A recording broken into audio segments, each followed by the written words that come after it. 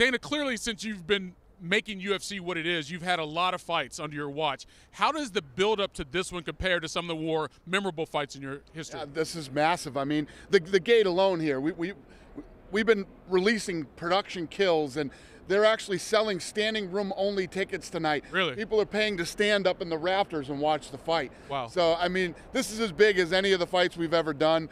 You know, all the anticipation for Conor McGregor to come back, and how's he going to look? How's he going to do against Cowboy Cerrone at 170 pounds?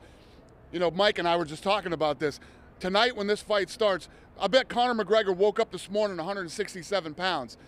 Cowboy's going to come in tonight at a minimum of 180 pounds. Wow. So why did this fight happen at 170, Dana? Because Conor doesn't listen to anybody.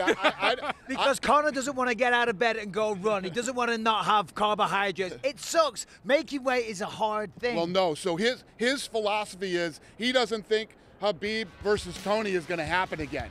So he wanted to come back and take another fight at 170 pounds, and when he thinks that fight's going to fall out, he wants to slide in, cut weight, make 155 pounds in March, and fight one of those guys. Also, though, to be fair, listen, he wants to take on challenges at 170 pounds, and that's probably everybody's natural weight class. You know, cutting weight can be detrimental to performances. Therefore, go in what you weigh, 168 pounds. That puts him at 170. So from that perspective, it makes sense. And he believes 100% that he can. He wants to fight Masvidal. He wants to fight Masvidal at 170 pounds. I hate that idea too, but you know what? What are you going to do? Let me ask you this, Dana. From a star standpoint, I mean, it's been a very fast ascension to superstardom for Conor McGregor in the UFC. How do you explain why he's so popular? This guy, you know, everybody talks about how he's the biggest guy in mixed martial arts. He's one of the biggest ever in the history of combat sports. He's at Tyson level, Evander Holyfield, Sugar Ray Leonard. He's at that level of stardom, you know, globally, around the world. And, you know, it's his personality.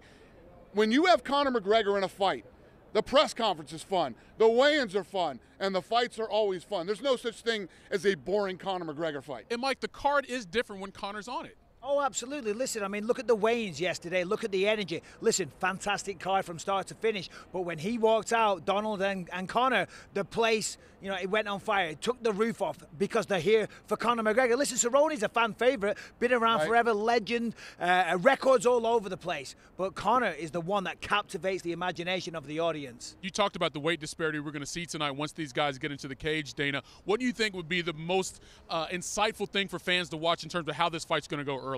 Well, it depends on how Conor starts to pace himself. You know, I think he's going to come out dropping bombs, trying to knock Cowboy out. And let's remember, Cowboy Cerrone has never been knocked out. He's been TKO'd, but never KO'd. Never put to sleep. Right. And, you know, when you knock guys out at 145 pounds, it's a lot different than knocking guys out at 180-something pounds. Conor's going to have to pace himself, pick his shots, because everybody believes the later this thing goes, the more it favors Cowboys. Well, speaking of that, Mike, the gate right now, the over-under on this fight is 1.5 rounds. 97% of the money right now is going for the overs. They don't expect it to be a quick knockout from Conor McGregor's point on Cowboy Cerrone, Mike. Well, I don't know about that because Cerrone's saying he wants to go out there, he wants to stand with him, he wants to prove he can stand with one of the best to ever do it.